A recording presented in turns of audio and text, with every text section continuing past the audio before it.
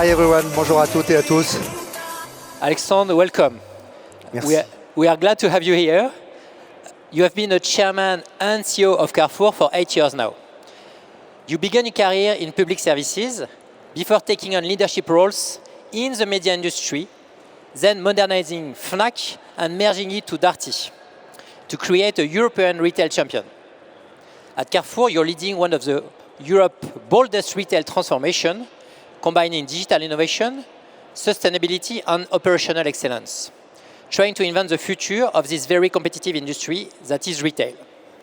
First, let me ask a personal question. Looking back at your diverse experience as chairman and CEO across media and retail, what has been your own journey with tech and innovation so far? So thank you. I'm very pleased to be here with so many tech leaders to talk about innovation, AI in Paris at a pivotal moment. I would say first, I love tech, personally. I love tech, I love innovation, I love tech objects. They are part of my life. And it's very important in my life. But more important, because I'm a CEO, I do consider that one of the main qualities of leadership is curiosity. You don't need to be an engineer to drive innovation, but you have the responsibility to provoke curiosity and to be curious yourself and to take ownership of that. And I think it's very important.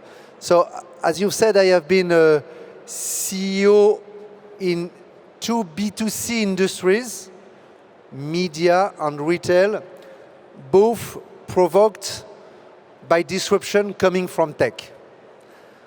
And I was coming in these two industries from the old world. Linear TV and radio for media, brick-and-mortar retails threatened by e-commerce. And in the two cases, what I have to do was to reconnect the old world with innovation, to recreate, to relaunch innovation in this old world. I think we'll talk about Carrefour. So if I just say a word about Fnac, when I was in Fnac, there was new digital platforms, Amazon Kindle for books, Apple Music for music. So I decided, I was young, I decided to launch two digital platforms. One was OK, Kobo by Fnac, quite a good success. The other one was Apple Music, is Fnac Music. I'm sure you never heard about it, because I think we have no subscribers at the end, so it was a total mess. But I would do the same today, because when in an old world you decide to tackle innovation, you have some ups, you have a lot of downs, but you have to do it again, because it's part of the journey. It's how we learn, right? So now Carrefour is a big ship, 100 billion euro turnover company, with 45 countries footprint, and 500,000 people working. It must not be easy to drive innovation, but you did it very successfully for several years now.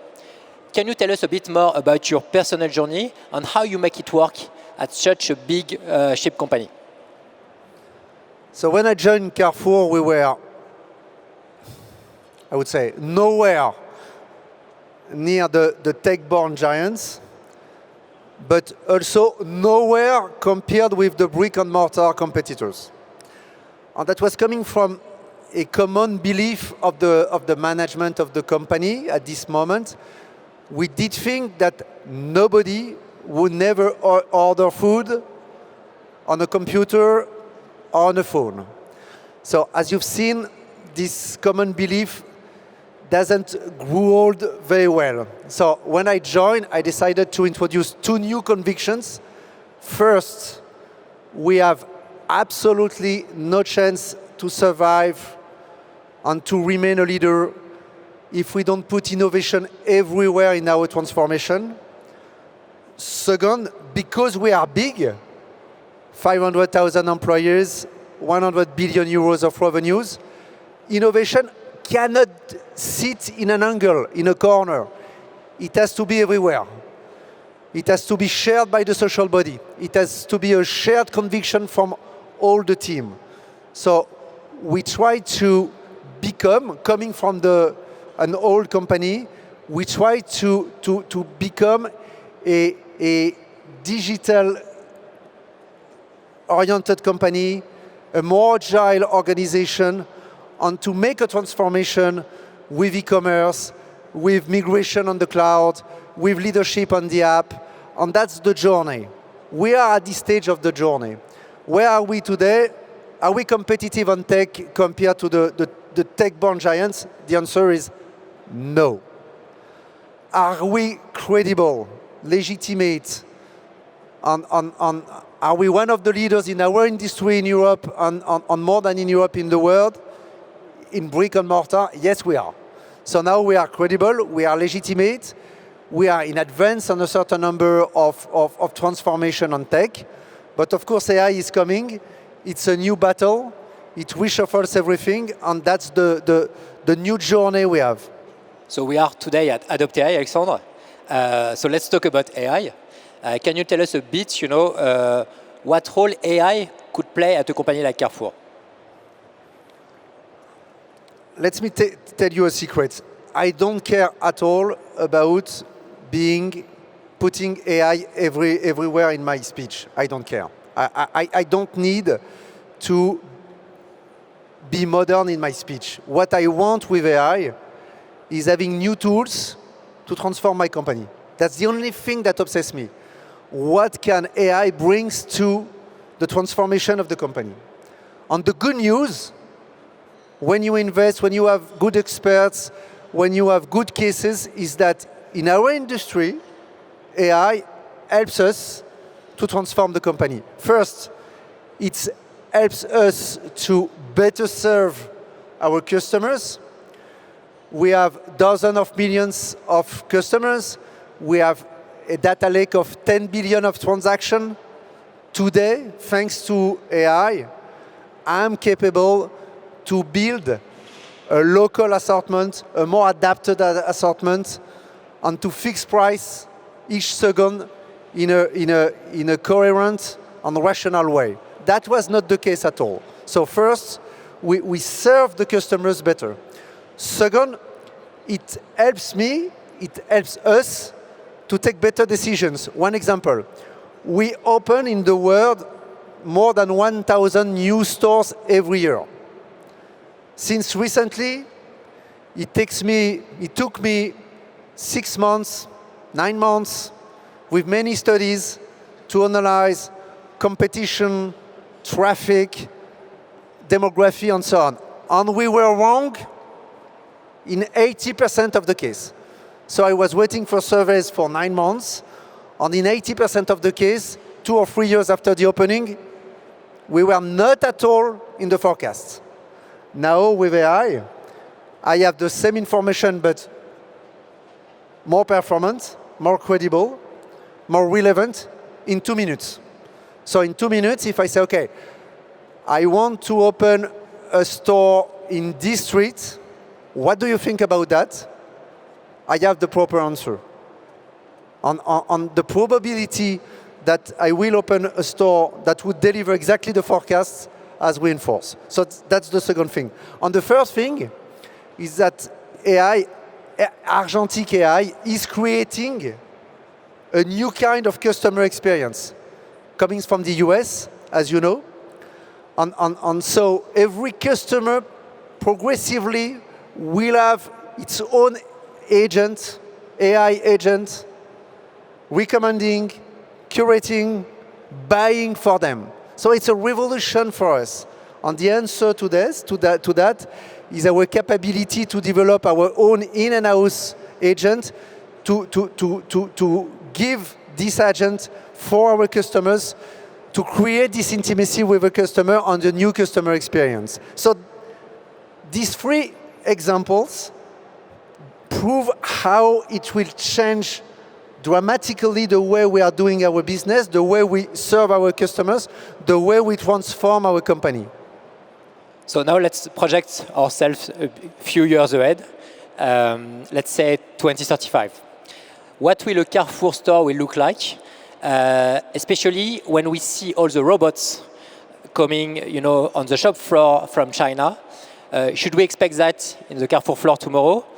And as a broader question, from a human perspective, how far can automation go? So robots is another big thing of today. I'm like everybody, I'm looking all the day new testimony about robots, what they can bring and so on. And I know that for a certain number of experiences, it will change things. Nobody could have contemplated that warehouse could be automated 20 years ago, and they are. So I'm sure it would transform a certain number of processes in the company. But in the meantime, because I'm getting a little bit old, I know that change is never linear. Let's take an example. When I joined 10 years ago, 7 years ago, a lot of people were telling me, stores is over. Physical stores is over. It's just for experience, but nobody would buy in a store.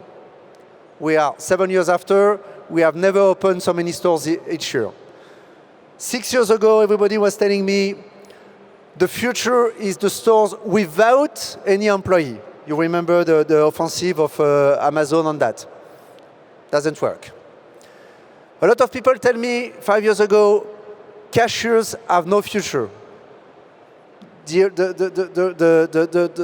Today, we have never had so many customers wanted to have cashiers in the store. So all that proves that what I have to do as a CEO is to manage this tension, this permanent tension between the hot new things I have to be interested in, but with a little bit of recul, and not missing a revolution, which is my responsibility.